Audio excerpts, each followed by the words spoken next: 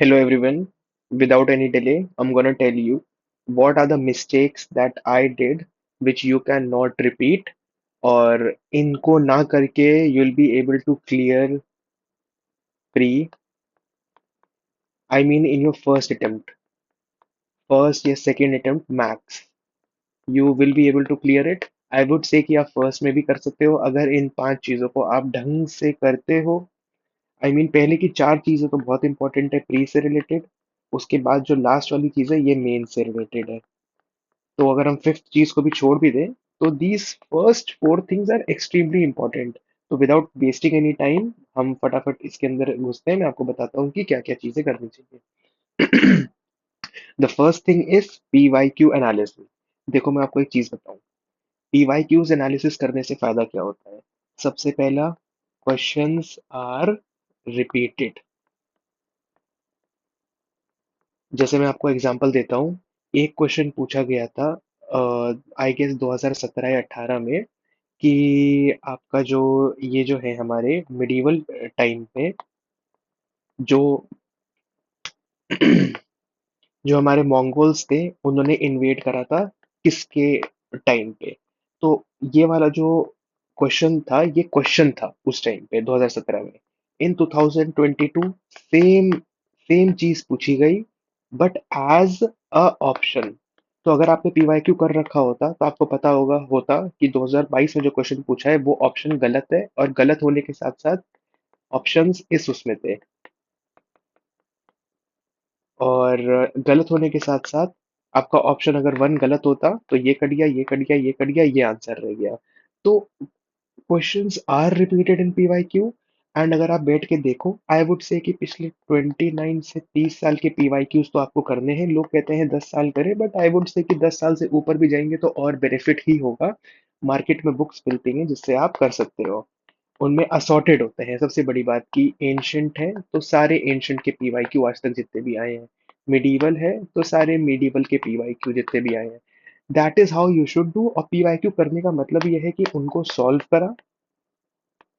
उसके बाद उनको अंडरस्टैंड करा कि मेन क्वेश्चंस कहाँ से आ रहे हैं. जैसे एंशंट में मेन क्वेश्चंस आपका बुद्धिज्म और जैनिज्म से आते हैं.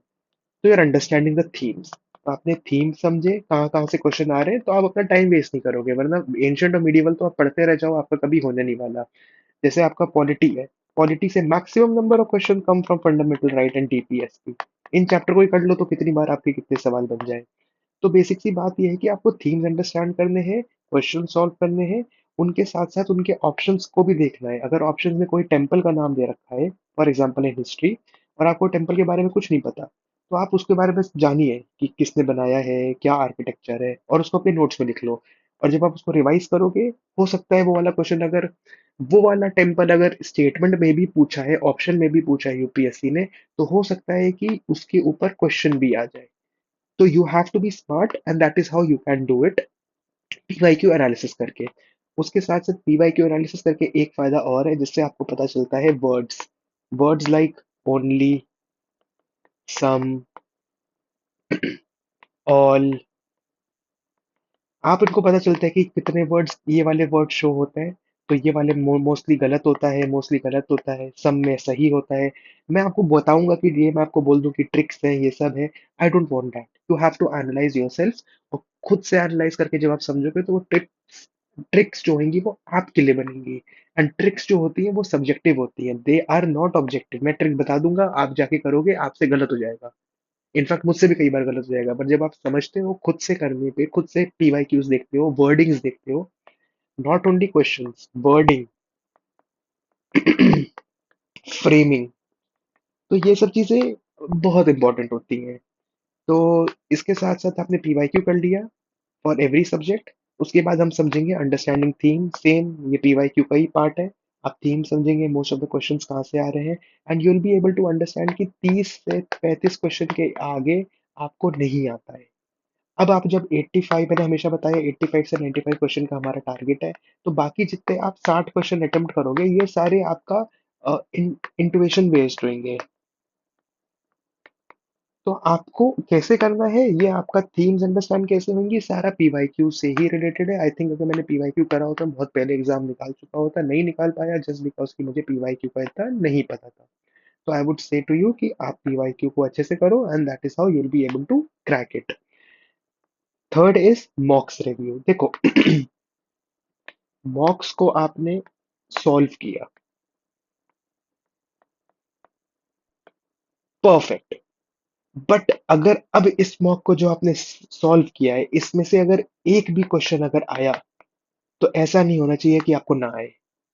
आपको मॉक सॉल्व करने के बाद अगर पॉलिटी के आपने आपने मैं ऑल ये मैं आपको फुल लेंथ मॉक्स की बात कर रहा हूँ, एफएलटी की, एफएलटी की बात कर रहा हूँ, फुल लेंथ टेस्ट जो होता है आपका, फुल लेंथ मॉक। तो फुल लेंथ मॉक में अगर आप कर रहे हो, अब पॉलिटी का क्वेश्चन आया, सवाल आया, अब ये वाला सवाल है आपको नहीं आता, अपने नोट्स में डाल लो। नोट्स नहीं बना रखे हैं तो बुक में डाल लो, जब दोबारा पढ़ोगे तब करोगे। करंट अफेयर्स का है तो करंट अफेयर्स के अलग से अपने नोट्स बना रखेंगे उसमें डाल लो।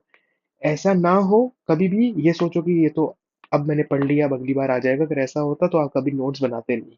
ऐसा कभी नहीं कि आपको दोबारा एक बार चीज पढ़ लो दोबारा आएगी, कभी ऐसा हो नहीं सकता। आपको कम से कम उसको 3 बार पढ़ोगे तो आपको समझ आएगा, 10 बार पढ़ोगे तो आपको याद होगा। एंड वी नीड द याद थिंग, क्योंकि पढ़ने को बहुत कुछ है प्रीलिम्स में। तो मॉक का रिव्यू करना एंड अंडरस्टैंड करना कि 10 मॉक भी दिए हैं, तो इन 10 मॉक में 1000 क्वेश्चन होंगे। इन 1000 क्वेश्चन में से अगर एक क्वेश्चन भी आता है आपको एग्जाम में, तो ये क्वेश्चन गलत नहीं होना चाहिए, हमेशा सही होना चाहिए। आप ये मान लो, मैंने अपने 2025 के मॉक एग्जाम से पहले 67 मॉक्स दिए थे। 6700 क्वेश्चंस मान के चलो। और इन 6700 क्वेश्चंस में आई एम टेलिंग यू, एक मतलब मैं ये एग्जैजरेट करके बोलूंगा कि एक क्वेश्चन भी ऐसा नहीं होगा कि मुझे ना आता है, पर मोस्ट ऑफ द क्वेश्चन मुझे आते थे। Because why? Because I put them into my notes. Geography का है तो नोट्स में गया, करंट अफेयर्स का है तो नोट्स में गया, किसी और का है तो नोट्स में गया। तो that is how you should do it, and I am telling you, अगर आप ऐसे फॉलो करोगे तो you will be able to crack it very easily. और कहते हैं ना ब्रूस ली का डायलॉग कि मुझे डर नहीं लगता वो एक किक से जो 1000 किक से प्रैक्टिस करी हुई किक्स, बट मुझे वो लगता है कि एक किक से जिसको 1000 बार प्रैक्टिस करा है। तो I am telling you this is the way, and it is very simple. I guess ये हम सबको पता होता है, हम फॉलो ही नहीं करते हैं, that is the only problem. इसके बाद करंट अफेयर्स। तो देखो करंट अफेयर्स में बहुत लोगों को प्रॉब्लम होती है, कैसे करना होता है कैसे नहीं करना होता। मैं आपको बता देता हूँ माई वे। इतने साल की प्रिपरेशन के बाद मेरा कौन सा तरीका है जिससे मैं करता हूँ। फर्स्ट इज, मैं विजन आईएएस की मैगजीन पढ़ता हूँ मंथली। 100 पेजेस की होती है, इसको मैं कन्वर्ट कर देता हूँ 10 पेजेस में। एक फर्स्ट रीड करता हूँ, मार्क कर लेता हूँ मैं इंपॉर्टेंट चीजें, and in second read I convert every important things इसमें 10 पेजेस। अब इन 10 पेजेस को फर्स्ट बार पढ़ूंगा 2 घंटे लगेंगे, अगली बार पढ़ूंगा 1.5 आवर्स, और प्रीलिम से पहले मैं 15 मिनट में अपने रिवाइज कर सकता हूँ। इमेजिन, एक महीने की पूरी मैगजीन 15 मिनट में रिवाइज हो रही है। This is how I do it. And the second thing I do is newspaper, और उससे मैं नोट्स बनाता हूँ। एंड आई वुड से कि नोट्स जो बनाओ वो असॉर्टेड बनाओ। मतलब पॉलिटी के अलग, ज्योग्राफी के अलग। पहले मैं ऐसा नहीं करता था, मैंने उन नोट्स को फेंका है क्योंकि मैं यूज ही नहीं आ रहे थे। पॉलिटी के अलग होने चाहिए, ज्योग्राफी के अलग होने चाहिए, और ये आपको मदद करेगा मेंस में भी। जस्ट इमेजिन, इंटरनेशनल रिलेशंस के लिए आप अलग से कहीं से पढ़ोगे नहीं। अगर आप पढ़ोगे तो आप टाइम वेस्ट कर रहे हो, आपकी मर्जी है करना चाहते हो, मैं बोलूंगा नहीं पढ़ो। अब इंटरनेशनल रिलेशन फिर कैसे करोगे? अब मैंने असॉर्टेड नोट्स बना रखे हैं आईआर के अलग से। अब मैं जब एग्जाम होगा मेरा जीएस 3 का, मॉक होगा या असली पेपर होगा, मैं जाऊंगा और अपने जो पेजेस थे जहाँ पे मैंने आईआर का लिख रखा है उनको बैठ के रिवाइज करूंगा। इजीली हो गया। अगर जीएस 2 का मैं पेपर लिख रहा हूँ मेंस का, easily I be able to revise सिर्फ पॉलिटी के पॉइंट्स। तो आई थिंक असॉर्टेड नोट्स बनाना बहुत जरूरी है, जो मैंने गलती करी थी। मैं नहीं चाहूंगा कि आप लोग करो कि मिक्स नोट्स बना रखे हैं, क्योंकि फिर एकदम से ज्योग्राफी एकदम से पॉलिटी, अब ढंग से कुछ नहीं होता। So I would say assorted is more important. And the fifth thing is for mains. And I would say कि start your answer writing. Answer writing अच्छी नहीं थी, इसी वजह से I wasn't able to clear mains of 2025. तो I would say कि answer writing करो। मैं अब कर रहा हूँ, मेंस नहीं निकला, अगर निकल जाता तो मैं आज इंटरव्यू दे रहा होता, बट मैं नहीं दे रहा हूँ इंटरव्यू। इंटरव्यू होपफुली अगली बार मौका मिलेगा।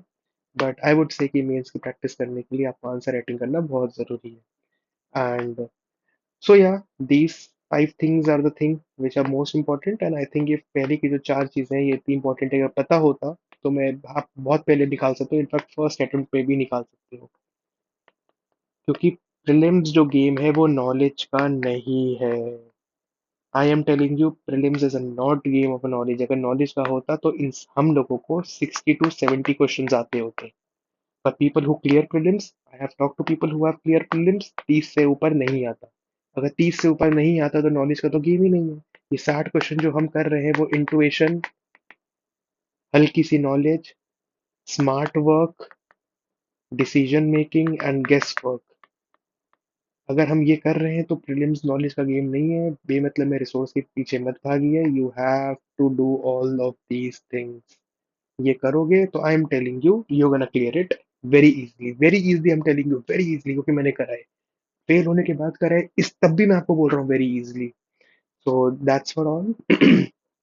That's all for today. And just let me know if you want a video on some specific topic or anything. And if you want mentoring, you can uh, just send a comment and write a comment. I'll reply to it and we'll get in contact. Thank you so much.